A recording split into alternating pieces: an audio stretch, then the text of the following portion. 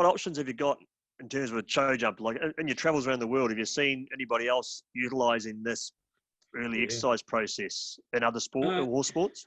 Yeah. So the Dutch have been quite keen on, as soon as they wean the foals, while there's a window, they'll send foals off to Poland to ensure that they are exercising in large paddocks and that they have access to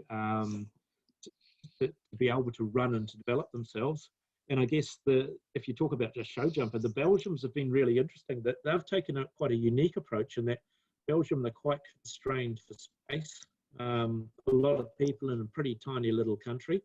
And, you know, they just are envious of the space that we have in Australia and New Zealand. But what they've done is they've generated and created young horse jumping competitions. So they actually free jump those young foals to provide some of the loads that they're going to experience when they're show jumping. And that stimulates, and again, it's within balance, but they free jump the young horses and they do a lot of that. And if we look at the success of the Belgian horses over the last, well, particularly the last 5 years, last 10 years, there might be something in the fact that they're doing some of this very stimulatory early work, free jumping these foals in competitions, but starting to develop them so that they actually get and experience those loads very early on in life. Yeah, so the beauty of a free jumping situation is, I guess, the horses, well, even if you had the horse doing as much as it wanted to do, I suppose, rather than forcing it too much.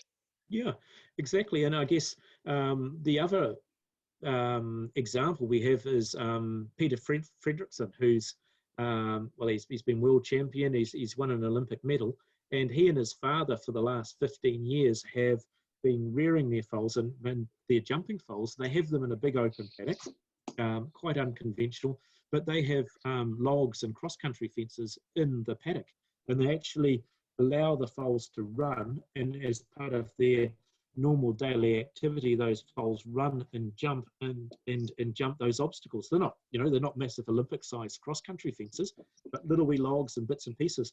And they've built mounds and within that paddock to try and encourage the horses.